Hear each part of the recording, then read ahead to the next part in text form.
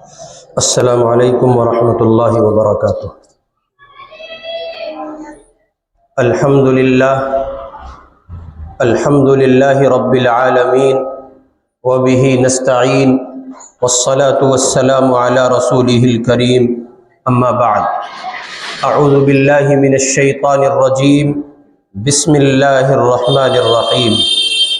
یا ایہا الذین آمنوا ادخلوا فی السلم کافہ ولا تتبعوا خطوات الشیطان انہ لکم عدو مبین۔ وقال تعالی من عمل صالحا من ذکر او انثى وهو مؤمن فلنحیینہ حیاتا طیبہ، صدق اللہ العظیم۔ وقال النبی صلی اللہ علیہ وسلم لا یؤمن احدکم حتی یکون ہواہ تبعا لما جئت بہ او کما قال صلی اللہ علیہ وسلم۔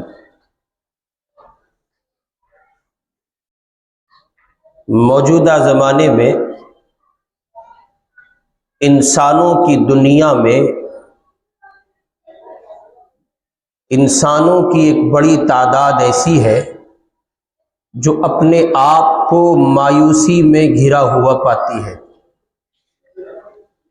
چنانچہ مایوسی، اداسی، سستی خوشی سے محرومی اور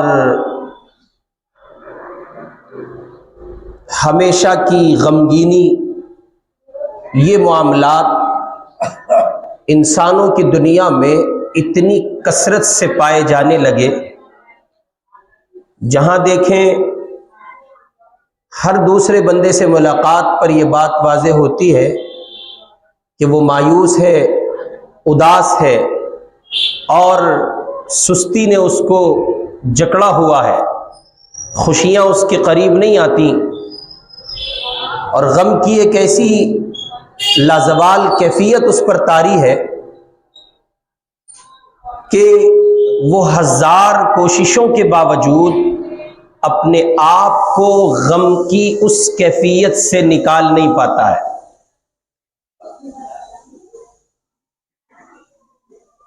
چنانچہ ہم یہ سمجھتے تھے کہ چیزوں کا نہ ہونا انسان کو مایوس کرتا ہے۔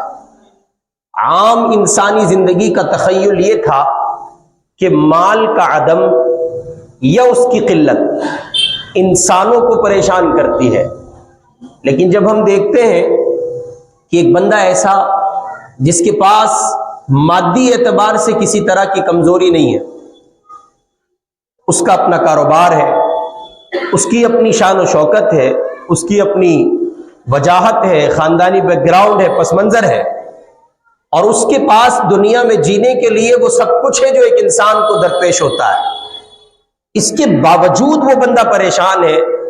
اب عقل حیران ہوتی ہے اور یہ فیصلہ کرنا ذرا مشکل ہوتا ہے کہ باوجود اس کے کہ زندگی کی آسائش اس کے پاس ہے، پھر یہ پریشان ہے۔ چنانچہ اس وقت انسانوں کی دنیا میں مایوسی اس درجے بڑھ چکی ہے کہ بڑی تعداد آپ کو ان لوگوں کی ملے گی جن کے پاس زندگی جینے کا کوئی مقصد نہیں ہے۔ اور میں نے ابھی عرض کیا کہ مال کا ہونا یا نہ ہونا یہ ان کے لیے کوئی معنی دار شے نہیں ہے۔ بعضے ایسے ہیں جن کے پاس کچھ نہیں ہے تو پریشان ہے، سمجھ میں آتی ہے بات، لیکن یہاں ایک بڑی تعداد ایسی ہے جن کے پاس سب کچھ ہے، وہ پھر پریشان ہے۔ چنانچہ نتیجہ یہ ہے کہ کچھ بندوں کو اپنی اداسی اور پریشانی کے اسباب کا علم ہوتا ہے کہ ہم اس لیے پریشان ہیں، اور کچھ افراد ایسے ہوتے ہیں جو بلا وجہ، ان کے پاس وجہ ہی نہیں ہے، اور وہ مایوسی کے گڈھے میں گرے چلے جا رہے ہوتے ہیں۔ چنانچہ وہ خود اپنی ذات کو لے کر انتہائی حیران و پریشان رہتے ہیں کہ نہ دن کو چین ہے اور نہ رات کو اطمینان۔ ایسی کیا چیز ہے جو انہیں اندر سے کھائے جا رہی ہے؟ چنانچہ پچھلے کچھ سالوں میں یہ گراف اتنا بڑھا ہے کہ یہ عام انسانوں کی دنیا میں خصوصیت کے ساتھ یہ کیفیت جس طبقے کو ٹارگٹ کر رہی ہے وہ طبقہ نوجوانوں کا ہے۔ اس وقت نوجوان آپ کو جتنی بیماریوں سے دوچار ملیں گے، آپ یقین مانیں امراض کا مجموعہ جو بوڑھے ہیں، بیماریوں کا مرکز جو بوڑھے ہیں، شاید وہ اتنے پریشان نہ ہو جتنا پریشان آج کا صحت مند ہٹا کھٹا نوجوان ہوتا ہے۔ آپ اس کی مینٹلٹی کو چیک نہیں کر سکتے، آپ اس کے ذہن کو نہیں پڑھ سکتے، آپ کے لیے اس کو سن کر یہ طے کرنا مشکل ہوگا کہ اسے کس سمت کا تعین کیا جائے۔ اسے ہم آخرت کی باتیں بتا کر راہ راست پر لانے کی کوشش کریں، ہم اسے دنیاوی امور میں تسلی دیں، اللہ آخر کرے تو کیا کرے۔ اور یہ کیفیت سب سے زیادہ جس طبقے میں اس وقت پائی جا رہی ہے وہ طبقہ معاشرے کے جوانوں کا ہے، اور بعضے تو وہ ہیں، یعنی کچھ فیصد نہیں بلکہ آپ یہ کہہ لیں کہ اگر جوانوں کی تعداد اس میں 70% ملوث ہے، 70% ہیں، تو ان میں 50% نوجوان وہ ہیں جن کے اوپر ابھی کسی طرح کا بار نہیں ہے، ذمہ داری نہیں ہے، بوجھ نہیں ہے، وہ اپنے والد کے زیر سایہ زندگی کے شب و روز گزار رہے ہیں۔ لیکن جب آپ ان کا ذہنی تناؤ دیکھیں گے، جب آپ ان کی الجھنیں دیکھیں گے، جب آپ ان کے مسائل سنیں گے، تو آپ کو اندازہ ہوگا کہ یہ بندہ کس قدر قابل رحم ہے۔ چنانچہ ہم موجودہ دور میں دیکھتے ہیں کہ ایسی جسمانی بیماریاں، ان کی انواع و اقسام وجود میں آ چکی ہیں جن کا تصور بھی کچھ سال پہلے تک نہیں کیا جاتا تھا۔ چنانچہ آپ دیکھیں گے کہ نہیں معلوم ہوتا تھا لوگوں کو کہ شوگر بھی کوئی بیماری ہوتی ہے۔ اب سے 20 سال پہلے آپ جائیں گے تو خال نہیں، یعنی دور تک لوگوں کو پتہ نہیں ہوتا تھا شوگر نام کی بھی کوئی شے وجود میں آ چکی ہے۔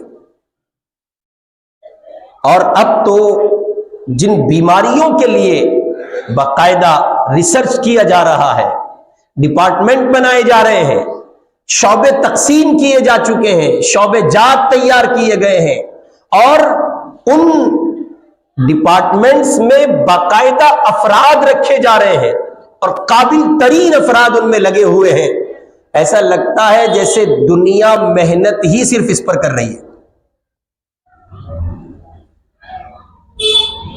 چنانچہ کسی کو نہیں معلوم تھا، کچھ سال پہلے تک کسی کو نہیں پتا تھا، کچھ عرصے پہلے تک یہ بات سوچی اور سمجھی نہیں جا سکتی تھی کہ ٹینشن نام کی کوئی بیماری ہوگی، ڈپریشن بھی کوئی چیز ہوگی، انزائٹی بھی کوئی چیز ہوگی، نہیں تھا کسی کو معلوم۔ فرسٹریشن بھی کوئی چیز ہوگی، کس کو پتا تھا؟ یہ تو وہ اصطلاحات ہیں کہ ڈاکٹرز کی دنیا اس سے محروم تھی۔ صحیح بات یہ کہ عامی ڈاکٹرز کو بھی نہیں پتا ہوتا تھا کہ ایسی بھی کوئی شے ہے۔ لیکن اب ذہنی سطح پر جو بیماریاں اور انسانی دماغوں میں جو پیچیدگیاں وجود پائی ہیں، ان پر باقاعدہ الگ الگ ڈپارٹمنٹس بنے ہوئے ہیں، اور ان کے علاج و معالجے کے باقاعدہ اور باضابطہ انتظامات کیے جا رہے ہیں۔ چنانچہ سائیکوٹرسٹ یا سائیکولوجسٹ، ماہر نفسیات، جس کا کام ہی انسانی نفسیات کا گہرائی سے مطالعہ اور اس کے دماغی اعتبار سے رونما ہونے والی پریشان کن تبدیلیوں کی کھوج اور اس کا علاج کرنا ہے، یہ مستقل ایک شعبہ ہے۔ اور اس دنیا میں بیٹھے ہوئے ڈاکٹرز اور طبیب کی حیثیت سے وہ افراد جو ماہر نفسیات کہے جاتے ہیں، ان سے بات کرنا، ان سے صلاح لینا اور چند ساعتیں ان کی لے کر اپنے ذہن کو راست پر لانے کی کوشش کرنا لاکھوں روپے کا کھیل ہوتا ہے۔ عامی زندگی تو اس کا تصور کر کے مر جاتی ہے، وہ سوچ نہیں سکتی۔ ان کے ذہن میں یہ ہوتا ہے کہ اولاً تو ان افراد تک، ان ڈاکٹرز تک ان کی رسائی نہیں ہوگی، اور اگر کسی وجہ سے ان ڈاکٹرز تک ان کی رسائی ہو بھی گئی تو اب ان کی جیب اس کی اجازت نہیں دیتی کہ وہ ان کی فیس ادا کر سکیں، اور وہ اپنے آپ میں جس درجے کے بیمار ہیں اس بیماری کو ان جیسا کوئی بندہ سمجھے تو سمجھے، ورنہ زمین پر ان کی بیماری سمجھنے والے افراد بھی میسر نہیں آتے ہیں، ہے وہ ایک بیماری۔ چنانچہ یہی سائیکولوجسٹ، ماہر نفسیات، بعض ترقی یافتہ ممالک میں ہر محکمے کا الگ الگ سائیکوٹرسٹ ہے اور اس کے اپنے سائیکو بیٹھے ہیں، اور ان سے جڑی ہوئی مختلف کمپنیاں لاکھوں کروڑوں ڈالرز منافع حاصل کرتی ہیں۔ آپ کو اندازہ بھی نہیں ہے، آپ تو وہی 25-30 روپے کی دوا میں سمجھتے ہیں کہ آپ نے کائنات جیت لی ہے۔ آپ کو ویسے ہی ڈاکٹر، اور اللہ بچائے، اور بڑے بڑے لوگوں سے اللہ بچائے۔ میں کہہ دیتا ڈاکٹر صاحب بیٹھے ہیں یہاں، پتہ چلے گا یار ہمارے شعبے کو بھی نہیں چھوڑ رہے۔ اللہ بچائے آپ کو بڑے ڈاکٹر سے، اللہ بچائے آپ کو بڑے ہاسپٹل سے، اللہ بچائے آپ کو بڑے ماہر نفسیات سے ملنے سے۔ پروردگار گھر کی دنیا میں آپ کو صحت و سلامتی کے ساتھ رکھے۔ چنانچہ ان سے جڑی ہوئی، ان سے وابستہ جو کمپنیاں ہیں جن کی شاخیں مختلف ممالک میں کام کرتی ہیں، ان کا سالانہ منافع لاکھوں کروڑوں ڈالرز میں ہوتا ہے، اور وہ اپنے ملازمین کے لیے بالکل اتنے بڑے بڑے انتظامات ہیں، جیسے گاؤں بستے ہیں نا، گاؤں آپ نے دیکھا ہوگا، چھوٹے چھوٹے گاؤں بسے ہوتے ہیں چند سو گھروں پر مشتمل، ویسے یہ کمپنیز بسی ہوتی ہیں۔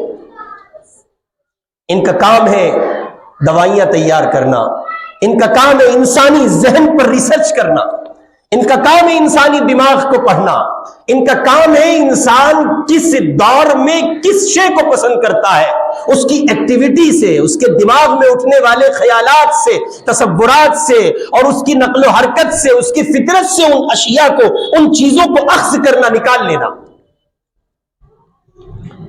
اور ایک بار آپ اپنی زبان کو جنبش دیجئے اور درود بھیجیے اپنے آقا و مولا سید الرسل حضرت محمد الرسول اللہ صلی اللہ علیہ وسلم پر، جو کچھ آج کی یہ سائیکولوجسٹ، ڈاکٹرز یا ان کی ٹیمز یا یہ کمپنیاں یا یہ ٹیسٹ آج کل کام کر کے آپ کو نتیجہ فراہم کر رہی ہیں، اس کا علاج میرے آپ کے آقا و مولا 14 صدی پہلے بتا چکے ہیں۔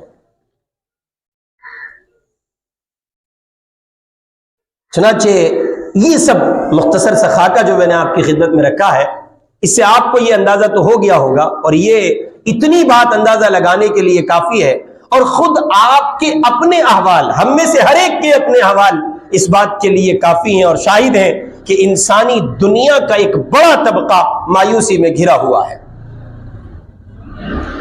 اور میں پھر اس کو دوہرا دیتا ہوں کہ وہ جو انسانی دنیا کا ایک بڑا طبقہ مایوسی میں گھرا ہے، تو پہلے ہم یہ سمجھتے تھے کہ کچھ نہ ہونے کی وجہ سے وہ پریشان ہے، لیکن ایسے لوگوں کی تعداد زیادہ ہے جن کے پاس سب کچھ ہے اور وہ پھر پریشان۔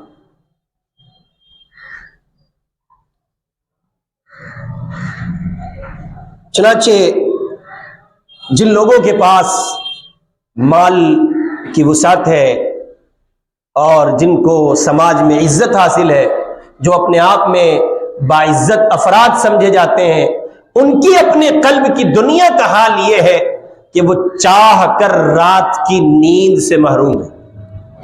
کس سے محروم ہے؟ چاہ کر بھی رات کی نیند سے محروم ہے۔ کتنے لوگ ہیں جن کے پاس سب کچھ ہے لیکن ان کو نیند کے لیے دوائی کھانی پڑتی ہے، وہ 2-4 گولیاں کھائیں گے تب ان کو نیند میسر آئے گی۔ غور کریں، ذرا ڈیپلی جائیں، سوچیں آخر ایسا کیا ہے کہ سب کچھ ہونے کے باوجود ہم پریشان ہیں۔ چنانچہ مذکورہ کیفیت کو، مذکورہ صورتحال کو اور انسانوں کی دنیا کے مایوسی میں گھرا ہوا ہونے کو، اس کے جب آپ سبب تلاش کریں گے تو بنیادی طور پر آپ اس کو دو جگہ تقسیم کر سکتے ہیں۔ ایک یہ کہ روحانی، اور دوسرے یہ کہ مادی۔ روحانی طور پر انسانوں کے پریشان ہونے کا جو بنیادی سبب اللہ رب العزت والجلال نے ذکر کیا ہے وہی حرف آخر ہے۔ اب جہان بھر آپ کو نئی نئی تحقیقات پیش کرے، لیکن سچائی یہ ہے کہ جو اللہ کہہ چکے ہیں وہ حق ہے۔ اب اگر کوئی آدمی یہ چاہتا ہے کہ اس کو سکون میسر آئے تو پروردگار نے سورہ رعد کی 28ویں آیت میں اپنی یاد کو، اپنے ذکر کو، اپنے تعلق کے استوار رہنے کو اور بندے اور رب کے تعلق میں پختگی کو اس کی بنیاد اور اساس قرار دیا ہے۔ قرآن مجید میں اللہ تعالیٰ کہتے ہیں الا بذکر اللہ تطمئن القلوب، الا بذکر اللہ تطمئن القلوب۔ یہ جو انسانوں کی دنیا کے دل کا اطمینان ہے نا، اصل میں یہ وابستہ ہے اللہ کی یاد سے، نہ دنیا سے، نہ دولت سے، نہ گھر آباد کرنے سے، نہ دنیا سے، نہ دولت سے، نہ گھر آباد کرنے سے تسلی دل کو ملتی ہے خدا کو یاد کرنے سے، اس کے سوا کچھ نہیں ہے۔ ہمارے حضرت شاہ حکیم محمد اختر صاحب رحمۃ اللہ علیہ فرمایا کرتے تھے، وہ فی البدی اشعار کہنے کی صلاحیت رکھتے تھے، اللہ تعالیٰ نے ان کو اس پر دسترت عطا کی تھی۔ وہ کہا کرتے تھے بس اسی کو ملے گا جہاں میں سکون، بس اسی کو ملے گا جہاں میں سکون، اپنے مولا کا جو با وفا ہو گیا۔ اس کے سوا کوئی سبب نہیں ہے، کوئی سبب نہیں ہے۔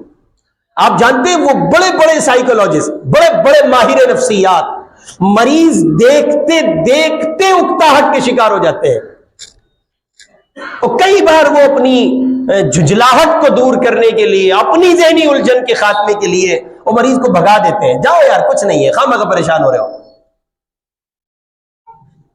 اس لیے کہ وہ بھی جانتے ہیں کہ یہ کاروبار ایک بڑی لمبی وسیع و عریض دنیا ہے جہاں ڈالرز کے پیچھے بھاگتی ہوئی انسانی بھوک ہے، اس کے سوا کچھ نہیں ہے۔ اور یہ بندہ جو مریض بن کے آپ کی دہلیز پہ بیٹھا ہے، یہ مریض ہے ہی نہیں، اس نے اپنے مالک سے اپنے رابطے کو منقطع کر لیا ہے، اس لیے یہ مریض ہے۔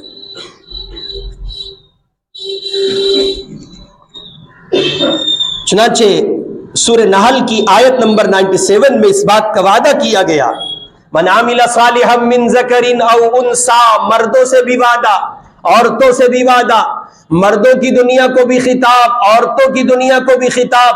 من عمل صالحا من ذکر او انثی وهو مؤمن فلنحیینہ حیاتا طیبہ۔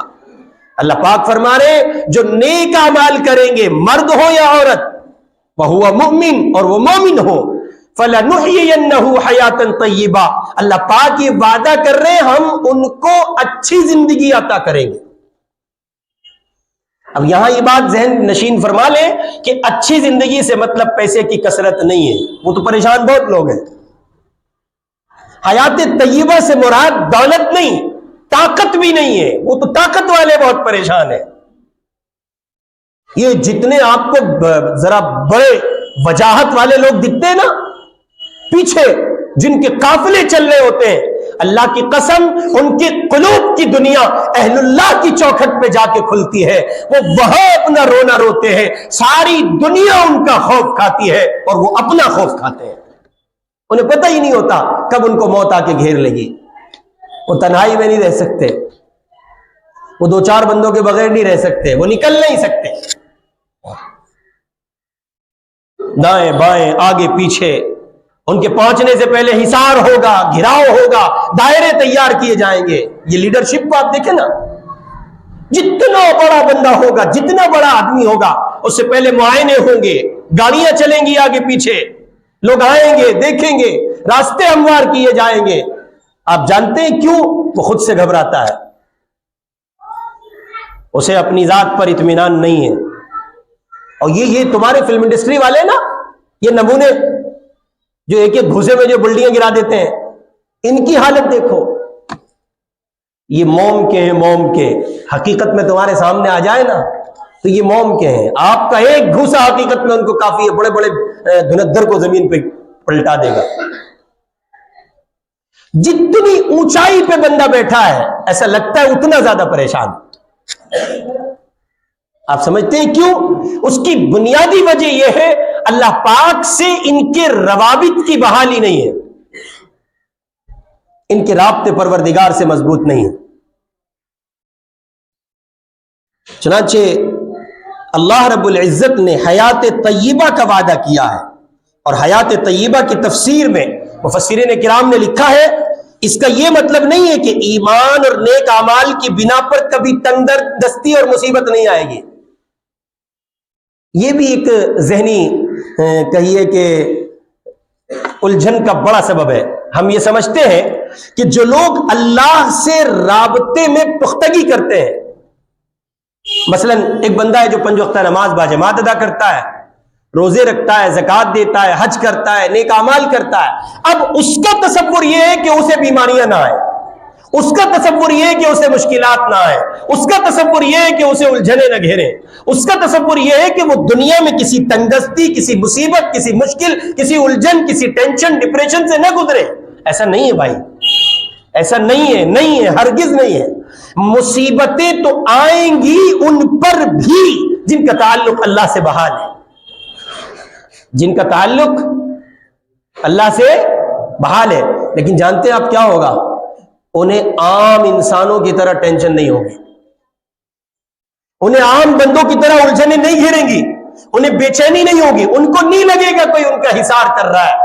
کام ان کا بھی نہیں چل رہا ہے اور کام ان کا بھی نہیں چل رہا ہے جن کا رب سے کوئی تعلق نہیں ہے. لیکن جن کا تعلق ہے انہیں ایک سکون ہے، اور وہ اپنی مست دنیا میں اپنا حال دل کہے پھرتے ہیں. نہ فراق اچھا ہے، نہ وصال اچھا ہے، رب رکھے جس حال میں وہ حال اچھا ہے. ان کو یہ سکون ہوتا ہے. جن کا تعلق ہے نا، الجھن آئی، ان کے گھر بھی موت ہوئی ہے اور ان کے گھر بھی موت ہوئی ہے جن کا کوئی ربط نہیں ہے خدا سے. لیکن آپ دیکھیں جن کا تعلق مولا سے وابستہ ہے، ان کے یہاں موت پر ایک گونا تسلی ان کو حاصل ہے.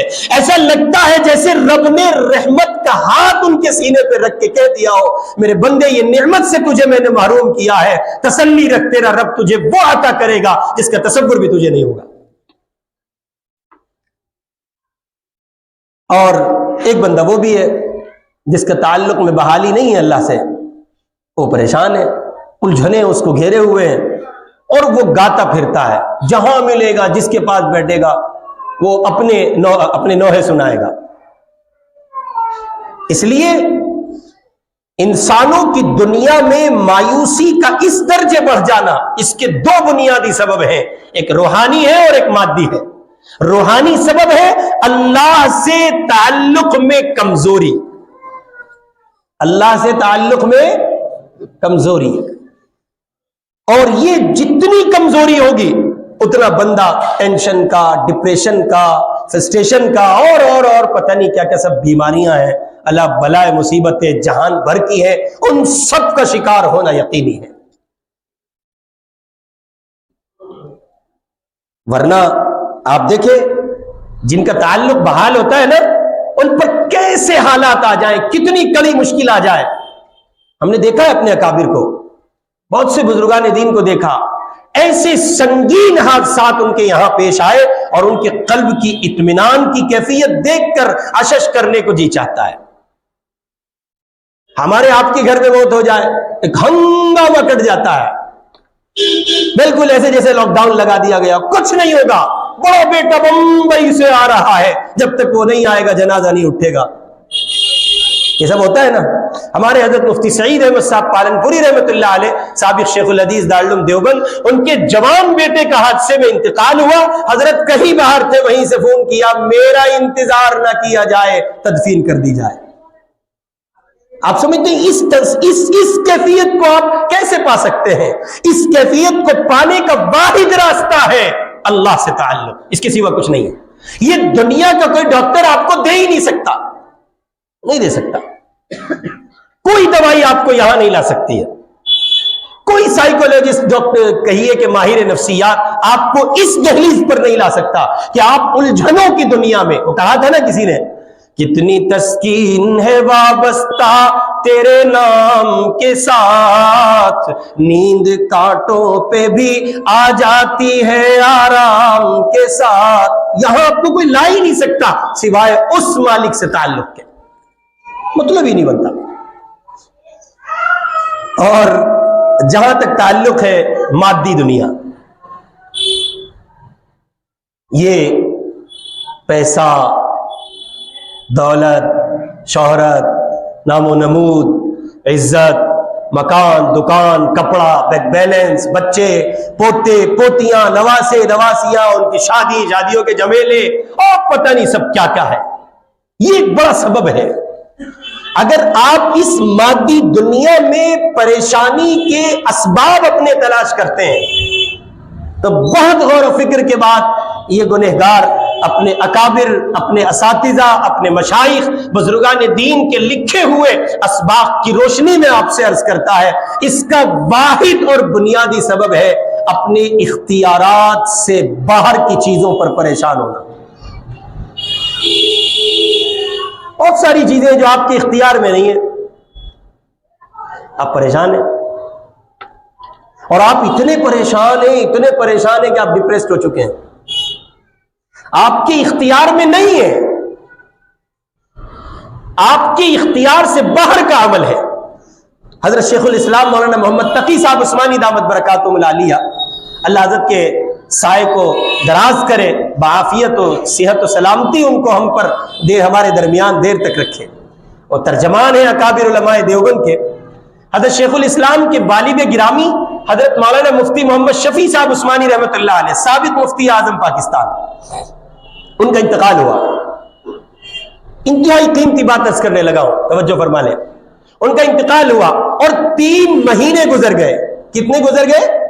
3 مہینے گزر گئے۔ 3 مہینے کے بعد مفتی تقی عثمانی دامت برکاتہم العالیہ نے اپنے شیخ ڈاکٹر عبدالحی صاحب، جو حضرت تھانوی رحمۃ اللہ علیہ کے خلفاء میں تھے، ان کو خط لکھا اور لکھا کہ حضرت 3 ماہ گزر گئے، ابا کی یاد پیچھا نہیں چھوڑتی ہے، والد ماجد کی وفات سے ایسا صدمہ لگا ہے، نہ کچھ کرنے کو جی چاہتا ہے، نہ نیند ہے، نہ سکون ہے، نہ چین ہے، گویا سب کچھ اجڑ گیا ہو، جیسے انتہائی بے چینی کے عالم میں۔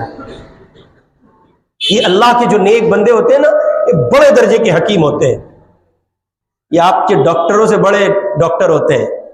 جب پریشان ہوا کرو تو یہ ایلوپیتھ والے، یونانی والے، یہ ڈاکٹر ہیں، ڈاکٹر کھال اتارنے والے، ان کے پاس نہ جا کے کسی دیوانے کی دہلیز اور اس کی چوکھٹ کا رخ کر لیا کرو، علاج مل جائے گا۔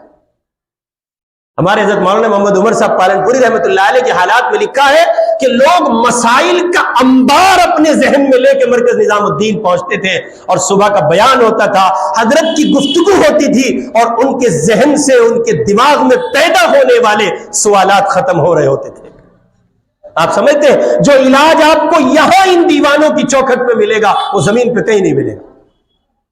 ان کا ایک ایک جملہ دوا بنتا ہے، اکسیر ہے۔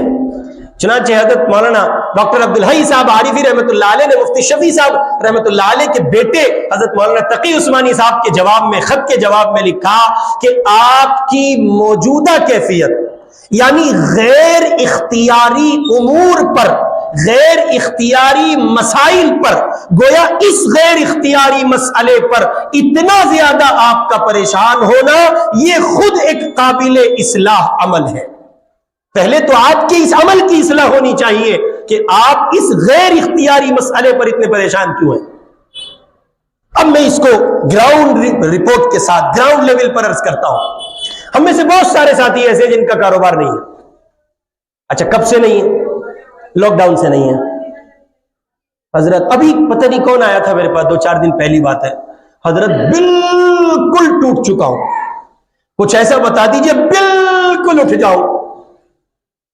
ایسے ہی ہے نا، بعض ساتھی سوال کرتے ہیں، کہتے ہیں جی وہ یہ غیر مسلم کفار مشرکین حضرت یہ اللہ کے باغی ہیں، یہ اللہ کے باغی ہیں اور دولت بچھی جاتی ہے. تو میں ایک جواب دیا کرتا ہوں، ان کی صف میں آ جاؤ، بیچ دو ایمان. تیار ہے کوئی؟ ہے کوئی تیار اس بات کے لیے؟ نہیں نا، کوئی تیار نہیں ہوگا. آپ جانتے ہیں کیوں؟ وہاں دیکھ کر اپنا کمپیئر کرنا حماقت ہے. ان کی کل کائنات یہی ہے، وہاں کچھ نہیں ہے. اور آپ کے میرے لیے یہاں کچھ نہیں ہے، باقی سب کچھ وہاں موجود ہے. تو وہ غیر اختیاری مسائل پر ہمارا انتہا سے زیادہ پریشان ہونا، یہ ہمیں بڑا مسئلہ، ہمارے لیے مسئلے کھڑے کرتا ہے. تو لاک ڈاؤن کے بعد کاروبار کس کا ہے؟ کون ایک دھندر دکھاؤ مارکیٹ میں بیٹھا ہو لاک ڈاؤن کے بعد اس نے گڈیاں چھاپی ہو. ارے بھائی جیسے آپ ہیں نا ویسے ہی سب ہے. کوئی کہہ لیتا ہے، کوئی سہ لیتا ہے، حال سب کا یکساں ہے. کوئی کہہ گیا، کوئی سہ گیا، بس اتنا ہے، اس سے زیادہ کچھ نہیں ہے. اور آپ کو بتا دوں، جتنے بڑے بندے کو کھنگالو گے وہ اندر سے اتنا ٹوٹا ہوا نکلے گا. کوئی نئی بات نہیں ہے. اب آ جائیں آپ اس پر کہ یہ آپ کے ملک کا مسئلہ ہے. نہیں، یہ اس وقت پوری دنیا کا مسئلہ ہے. پوری دنیا معاشی بحران سے گزر رہی ہے، پوری دنیا. میں نے دو باتیں آپ کی خدمت میں پیش کی ہے، پیغام کے طور پہ نوٹ کر لیں، آپ کے بہت کام آئیں گی. مسجد کا امام آپ کو ایک سائیکولوجسٹ اور ماہر نفسیات سے زیادہ بڑی قیمتی شے آپ کے حوالے کر رہا ہے. مسجد کے ممبر سے مل رہا ہے آپ کو. لاکھوں میں ہاتھ نہیں آتی. کسی ڈاکٹر سے ملنا، کسی ماہر نفسیات، کسی سائیکو سے ملنے کے لیے کتنی موٹی فیس دینی پڑتی ہے. اور یہ آپ سیرت کے مضامین سے آپ اٹھائیں. میں عرض کر رہا ہوں خالی چند ساتھ ایسے ڈاکٹر، سائیکو کی دنیا میں ایسے ڈاکٹرز موجود ہیں، آپ کو گنتی کی منٹ دیں گے، 5 منٹ ملیں گے. آپ کو اپنی بات بھی کہنی ہے، ان کی صلاح بھی لینی ہے، ان کی بھی سننی ہے، اور اتنی دیر میں ہزاروں روپے آپ کو ان کے قدموں کی ان کے قدموں تلے رکھنے ہوں گے. صاحب لے لیجئے. لیکن افسوس کہ میں اور آپ شریعت مطہرہ اور اسلامی نظام کو نہیں دیکھتے ہیں، ورنہ یہ سب کچھ موجود ہے. میں نے 2 چیزیں عرض کی ہیں. روحانی دنیا میں ہماری پریشانی کا سبب ہے اللہ سے تعلق میں. عجیب بول کے تو بتا دو، بتاؤ تعلق کیا پختہ کرو، بول نہیں رہے بھائی. اللہ سے تعلق میں پروردگار سے اپنا رابطہ مضبوط کیجئے. اور میں نہیں کہتا ہوں، آپ بھی نہ سمجھیں کہ آپ سارے کے سارے ایک دم جنید بغدادی بن جائیں گے اور بھائی آپ سب کے سب اچھے ہو. نہیں، اس کو ذہن سے نکال دو. ہماری دعائیں قبول نہیں ہوتی، یہ باولے پن کی باتیں جو جا کے آپ جگہ جگہ کہتے ہیں نا حضرت دعا کر دیجئے. وہ کہتا ہے نہیں بھائی دعا خود کریں. نہیں، ہماری کہاں دعا قبول ہوگی. جو بندہ یہ کہے کہ میری کہاں دعا قبول ہوگی، اللہ کی قسم وہ پروردگار سے بغاوت کر رہا ہے. آپ اس کے بندے نہیں، وہ آپ کا رب نہیں ہے.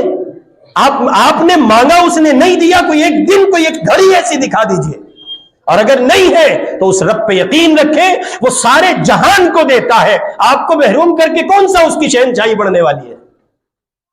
دوسرے نمبر پر مادی دنیا میں جو ہماری پریشانی ہے، کاروبار ہے اور دیگر دنیاوی معاملات جو ہیں، ان میں اپنے اختیار سے باہر کی چیزوں پہ نظر مت کیجیے.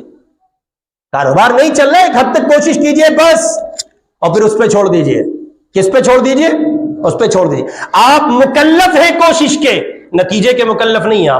آپ رزلٹ کے پابند نہیں ہیں، رزلٹ نہیں چاہیے آپ سے. آپ خالی کوشش کیجیے، اطمینان کے ساتھ رہیے.